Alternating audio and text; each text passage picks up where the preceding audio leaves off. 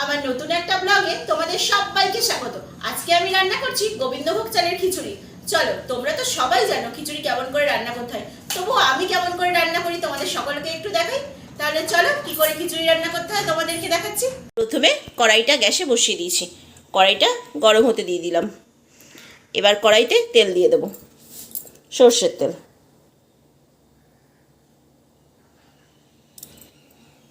দেখো সর্ষের তেল দিয়ে দিলাম। দেখো বন্ধুরা, তেলটা প্রচণ্ড গরম হয়ে গেছে। এবার দিয়ে দেবো গাজর, তারপরে দিয়ে দেবো আলু আর কুমড়ো। আমি খিচুড়িতে দিচ্ছি গাজর, কুমড়ো, আলু আর ফুলকপি, কারণ ফুলকপি ছাড়া কিন্তু খিচুড়ি আমার ঠিক ভালো লাগে না। ফুলকপি ছাড়া রান্না করলেও ভালো লাগবে, কিন্তু ফুলকপি দিলে খিচুড়ির টেস্টটা প্রচণ্ড বেড়ে যায়। এবার সবজিগুলোকে একটু ভাজা হতে দেবো। দেখো সবজিগুলো ভাজা হোক।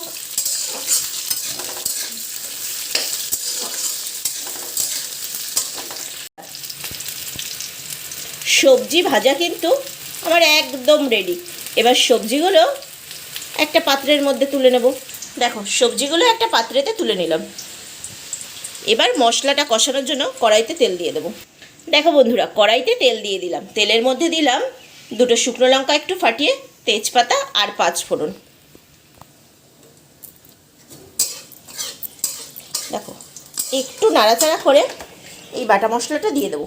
এখানে আমি বেটে রেখেছি আদা, লঙ্কা আর জিরে বাটা। দেখো আদা, লঙ্কা, জিরেটা কড়াইতে দিয়ে দিলাম। দিয়ে দিয়ে একটু ভাজা ভাজা করছি মশলাটা। এবার এর মধ্যে দেব হলুদ গুঁড়ো আর লবণ।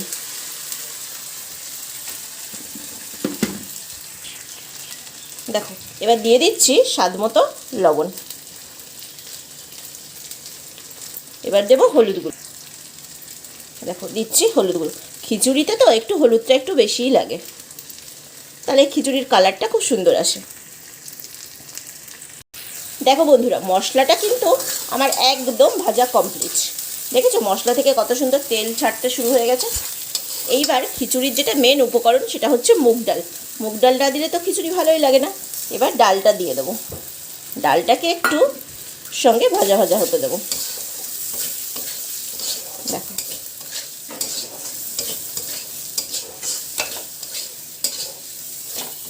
সমগ্র মশলার সাথে ডালটা একটু ভাজা ভাজা হবে। বন্ধুরা, ডালটা ভাজা কিন্তু একদম কমপ্লিট। এবারে আমি গোবিন্দভোগ চালটা দিয়ে দেবো। দেখো গোবিন্দভোগটা চালটাকে ধুয়ে একটু হালকা জল ঝরিয়ে রেখেছিলাম। এবার দেখো চালটা দিয়ে দিলাম। এবার ভালো করে চালটাকে নাড়াচাড়া করে ভাজবো।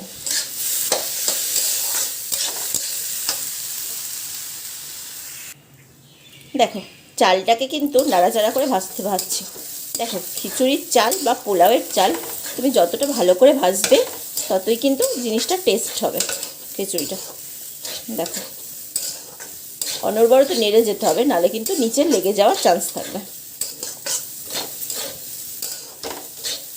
দেখো চালটা কিন্তু আমার মোটামুটি দেখো ঝুরঝুরে হয়ে গেছে, ভাজা কিন্তু কমপ্লিট।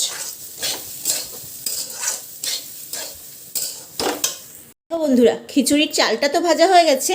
এইবার দেখো জলটা দিয়ে দিলাম। খিচুড়ি তো একটু পাতলা পাতলা হলে ভালো লাগবে, একটু জলটা বেশি করেই দিয়ে দিয়েছি। আর দেখো সবজিগুলো তো এখানে ভাজাই আছে। জলটা যখন একটু ফুটে উঠবে তখন সবজিগুলো দিয়ে দেবো। দেখো এখন ওয়েট করছি জলটা ফুটলে তারপরে সবজিগুলো দেবো, নাহলে বেশি আগে যদি সবজি দিই তাহলে সবজিগুলো একদম গলে যাবে। দেখো বন্ধুরা, আমি কিন্তু খিচুড়ির মধ্যে আমড়া ইউজ করেছি। আমড়াটা দিলে একটু টেস্টটা ভালো আসে, হালকা একটু টকটক মতো লাগবে। বন্ধুরা দেখো খিচুড়ি তোমরা দেখেছিলে আমি খিচুড়িতে জল দিয়েছিলাম। দেখো সমস্ত সবজি দিয়ে খিচুড়ি কিন্তু আমার একদম রেডি। দেখে বলো তো খিচুড়িটা কেমন হয়েছে।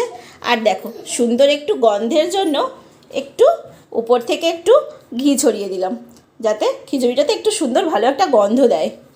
এটা অপশনাল, তোমরা দিতেও পারো নাও দিতে পারো, দিলে কিন্তু খুব সুন্দর গন্ধ বেরোবে খিচুড়ি দিয়ে। আমার রান্নাটা কেমন হয়েছে তোমরা কিন্তু অবশ্যই কমেন্ট করে জানিও বন্ধুরা। আর তোমরাও বাড়িতে গোবিন্দভোগ চালের খিচুড়ি আর মুগ ডাল দিয়ে সমস্ত সবজি দিয়ে খিচুড়িটা রান্না করো।